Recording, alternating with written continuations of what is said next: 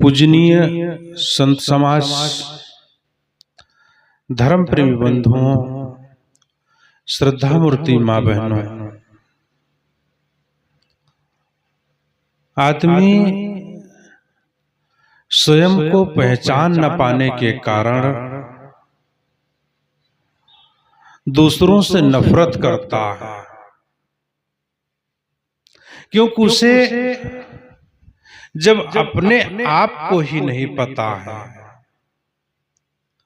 तो दूसरों को कैसे पता चलेगा। दूसरों को जानने से पहले अपने आप को जानना पड़ेगा। हम क्या करते हैं, व्यवहार की दृष्टि से हो या आध्यात्मिक की दृष्टि से हो, दूसरों को जानने के लिए बहुत जल्दी तत्पर हो जाते हैं। दूसरों की पोल पट्टी जानने के लिए, दूसरों के जेब में क्या है, दूसरों के जीवन में क्या चल रहा है, दूसरों के पास में कितना है, क्या है, कैसा है, कुल मिलाकर के दूसरों के जीवन में झांका ताकी लगाने के लिए ये हमारा मन बहुत उद्वेगित हो जाता है, बहुत जल्दी जानने का प्रयास करने लगता है। कभी हम दूसरों के बजाय अपनी तरफ मुख मोड़ करके देखें, क्या हमारे पास में वह चीज है जिस चीज की तलाश दूसरों के पास की जा रही है, दूसरों से अपेक्षा की जा रही है, दूसरों से लेने की तमन्ना है, दूसरों के पास में पाने की आजादी। क्या हमने कभी अपने लिए सोचा? कभी कभी अपने लिए सोच कर तो देखो कि मैंने जीवन में क्या किया है, मेरी जिंदगी में कितना है, मेरी जिंदगी कैसी चल रही है, मेरे जीवन में कौन है, किसके लिए क्या करूं। इन सारे सवालों का जवाब अपने ऊपर करके तो देखो, जीवन की वास्तविकता निकल के सामने आकर के खड़ी हो जाएगी।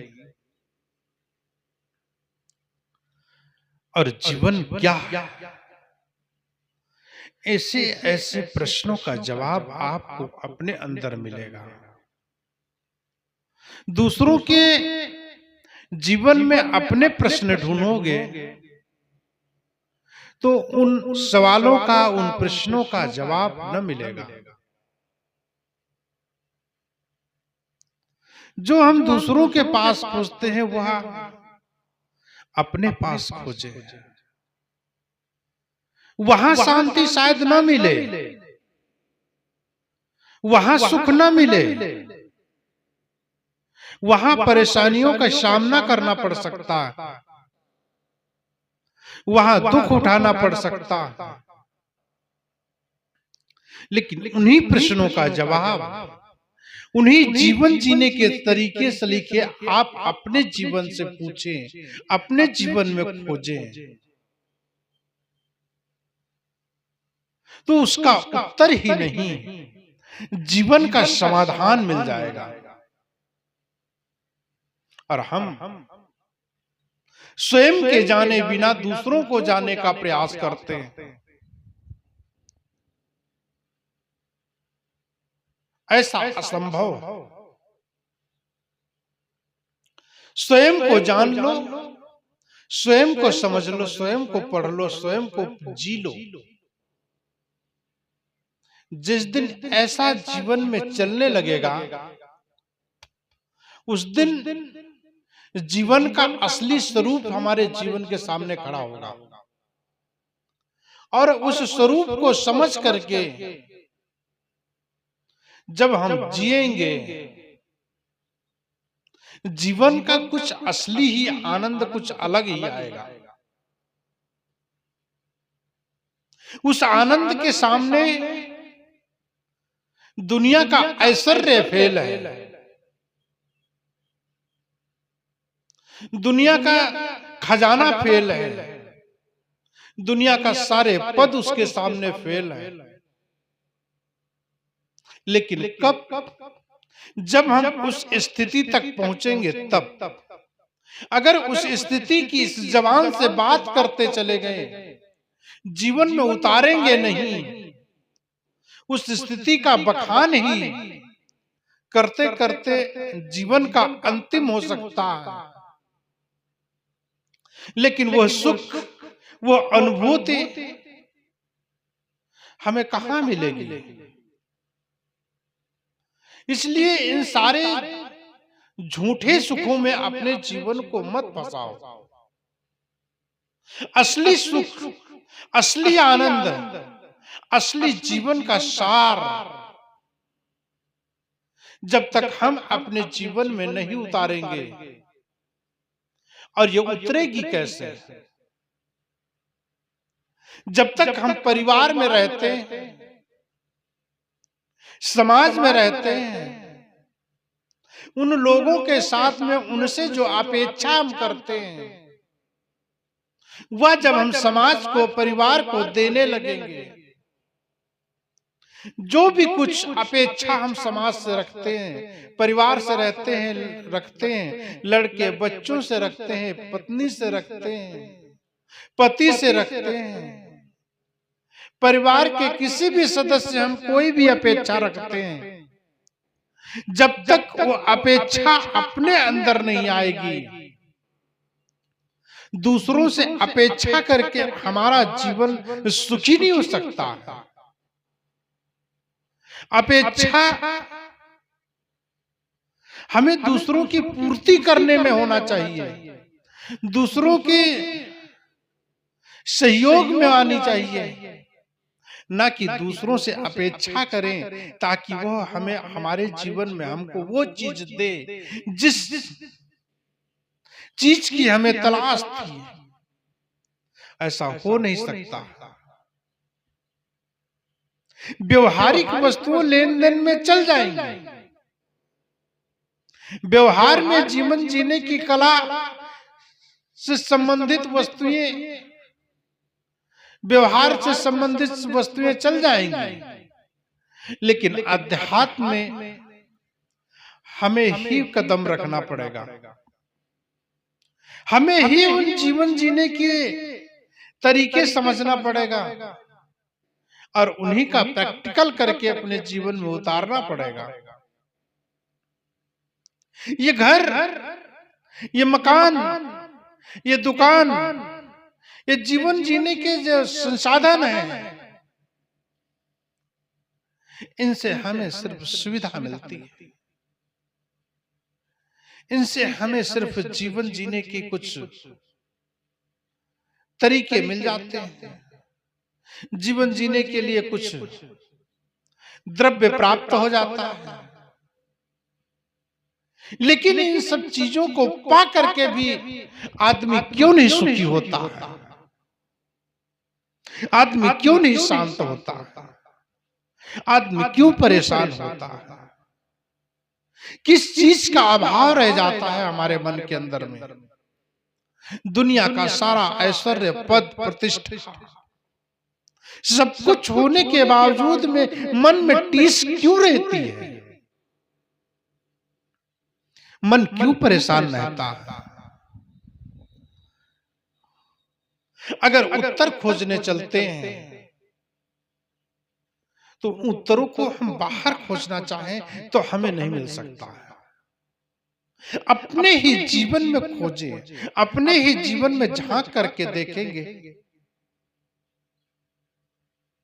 तो हमें उन्हें का समाधान मिल सकेगा। कहां पर हमसे कमी हो जाती है, कहां पर हमसे कोई चूक हो जाती है, उस चूक का निवारण कैसे होगा। हमसे गलतियां हो जाती हैं, उन गलतियों का करते करते पुलिंदा बन जाता है, कभी हम अपने आप से पूछते ही नहीं। एक संत निर्मल साहब जी हुए, उन्होंने कहा है अपने आप को जानने का प्रयास करो,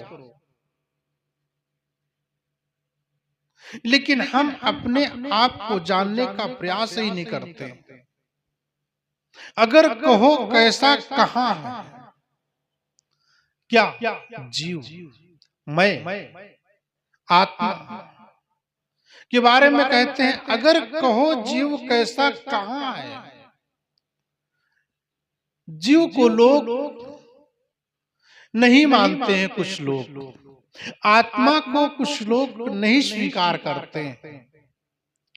इसके लिए संत कहते हैं, अगर कहो जीव कैसा कहां है, नहीं देख पड़ता है स्वयं कह रहा है। प्रत्यक्ष प्रमाण, प्रत्यक्ष के लिए कौन सा प्रमाण चाहिए, आत्मा के लिए कौन सा प्रमाण चाहिए, जीवन के लिए कौन सा प्रमाण चाहिए। ऊपर में की गई कल्पनाओं के लिए प्रमाण चाहिए, लेकिन अपने आप का होना, इसके लिए कौन सा प्रमाण चाहिए। स्वयं मैं बोल रहा हूं, स्वयं मैं कर रहा हूं, स्वयं मैं सारा सब कुछ समझ रहा हूं, देख रहा हूं, सुन रहा हूं, फिर भी मैं होने का प्रमाण चाहिए। अपने आप को समझने के लिए प्रमाण चाहिए।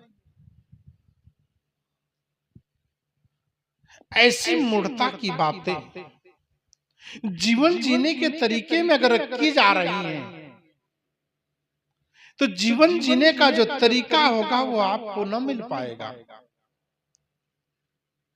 इसलिए सारी फसाद की जो जड़ है, वो मैं अपने आप को समझ नहीं पा रहा। जिस दिन मैं की सत्ता को व्यक्ति समझ जाएगा, जिस दिन मैं की सत्ता को लोग उसे मैं समझना पड़ेगा, और जिस दिन व्यक्ति समझ जाएगा, उस दिन उसको सब कुछ पता लगेगा कि संसार में मेरा अस्तित्व क्या है, इस जीवन में मेरा अस्तित्व क्या है, इस परिवार में मेरा अस्तित्व क्या है, इस समाज में मेरा अस्तित्व क्या है। जब तक लोगों को अपने अस्तित्व का पता नहीं चलेगा, तब तक मनुष्य अपने आप को समझ न पाएगा। मन की कल्पनाओं में दौड़ता दौड़ता थक जाएगा, और उसे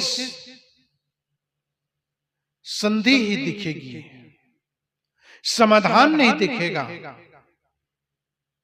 समाधान न पता चलेगा। और जब व्यक्ति को समाधान नहीं मिलेगा, तो मन उलझेगा। आज उलझन में उलझी है सारी दुनिया, आज उलझन में उलझी है सारी दुनिया, कोई सुलझाने वाला नहीं है। किसी से सुलझाने के लिए उसके पास जाओ तो आपको उलझा देता है। उलझते उलझते हमारे जिंदगी का, हमारे जीवन का समय व्यतीत हो जा रहा है। कितने वृद्ध लोगों से पूछो तुम कौन हो, उनसे कहो इस पे विचार करने के लिए कि मैं कौन हूं, अपना नाम बताते हैं। और थोड़ा गहराई में जाओ, मुंडी हिला देते हैं। अपने आप पर उन्हें विश्वास ही नहीं है, अपने आप पर उन्हें भरोसा ही नहीं है। भरोसा और विश्वास न होने के कारण जैसे एक मृग अपनी ही नाभि में कस्तूरी है, कस्तूरी कुंडल बसे मृग ढूंढे बनमाए। मृग की कस्तूरी उसके नाभि में है, उसकी खुशबू आ रही है और वह बन बन फिर रहा है उस कस्तूरी को खोजने के लिए। वह हिरण आप है, आपके अंदर में जो कुंडली है वहां पर कस्तूरी बसी हुई है, वहां सुगंध आ रही है, जीवन जीने के तरीके हैं। आप उसे न समझ करके दूसरों के जीवन में झांका ताकी करते हैं, दूसरों के बिल्डिंग में झांका ताकी करते हैं, दूसरों के पत्नी में झांका ताकी करते हैं, दूसरों के पति में झांका डोरा डालते हैं, दूसरों के बच्चों पे, दूसरों के बच्चियों पे, दूसरों के लड़कों पे, अर्थात दूसरों के जीवन के संसाधनों में अपने डोरा डालते हैं, दूसरों के जीवन में अपने डोरे को डालते हैं। कहां समाधान मिलेगा? दूसरे को पा करके सुखी होना चाहते हैं, दूसरे को पा करके तृप्त होना चाहते हैं। लोग कहते हैं शादी हो जाएगी तो बहुत सुख मिलेगा। एक लड़की एक लड़के के साथ में शादी करके सुख पाना चाहते हैं। प्रकृति का नियम पालन करने के लिए, जीवन को सरल करने के लिए ठीक है, परिवार को बसाने के लिए, प्रकृति के नियमों को पालन करने के लिए ठीक है। लेकिन कहो अगर जो एक दूसरे को पा करके सुख मिल जाए, असंभव। दूसरों को पा करके जीवन में सुखी शब्द ही असंभव है। प्राणी और पदार्थों का जखीरा बटोर लेंगे, परिवार के सदस्य आपके साथ में रहेंगे, जीवन की सारी बातें आपसे शेयर कर लेंगे, लेकिन कहो सुख मिल जाए, दूसरों के जीवन से सुख असंभव। दूसरों से हमें सुविधा मिल सकती है, ये तखत है, ये आसन पे हम सो करके ही सुख पा सकते हैं। लेकिन आसन बिछा रहे, मैं ना सोऊं, मुझे सुख मिलेगा सोने का? मैं ना खाऊं, मुझे तृप्ति मिलेगी खाने की? जब तक हम अपने जीवन में अपने से मुलाकात नहीं करेंगे, अपने को जानेंगे नहीं, अपने को समझेंगे नहीं, तब तक हम कितना कुछ भी हम कर डालें, लेकिन जीवन की जो उलझने हैं, उन उलझनों का समाधान न मिलेगा। और उन उलझनों का समाधान पाने के लिए जब तक हम संतों का सत्संग नहीं करेंगे, संतों के साथ में बैठेंगे नहीं, तब तक हमें उस मंत्र का ज्ञान कहां से होगा?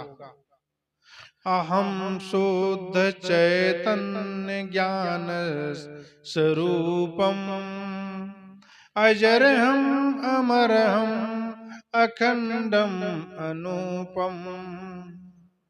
अहम शुद्ध चैतन्य ज्ञान स्वरूपम अहम शुद्ध चैतन्य ज्ञान स्वरूपम।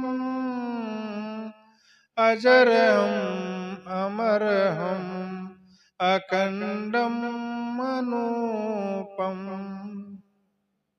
जब तक हम इस मंत्र को अपने जीवन में नहीं उतारेंगे कि मैं कौन हूं, मैं अजर हूं, अमर हूं, अखंड हूं, अनूप हूं, मैं किसी में मिल नहीं सकता हूं, मुझे कोई तोड़ नहीं सकता है। इसी को गीता में कहा गया है, नैनम छिन्दन्ते शास्त्राणि न चैनम क्लद्यन्ते आपो न शोषयति मारुता।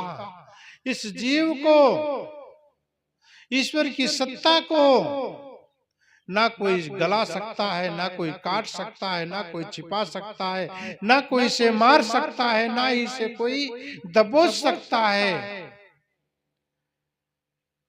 इसलिए जब तक यह जीवन है तब तक हम अपने जीवन को समझेंगे और समझ करके जीवन को ठीक से सुचारू रूप से चलेंगे तो वह सुख की प्राप्ति होगी, जिस सुख की हमारे अंदर में कल्पना।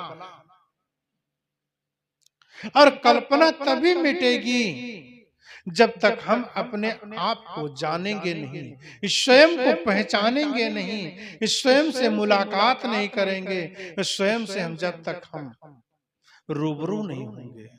इसलिए रूबरू होने के लिए, जानने के लिए, समझने के लिए संतों का सत्संग, संतों का स्वागत, संतों का पदार्पण, संतों का जीवन में आवागमन हमारा रहेगा। तो संतों से जो बातें हमें मिलती हैं वो अतुलनीय हैं, अमूल्य हैं। उस अमूल्य भरे हीरे मोती हमें जीवन जीने का तरीका जैसे मिलता है, जीवन धन्य हो जाता है, जीवन धन्य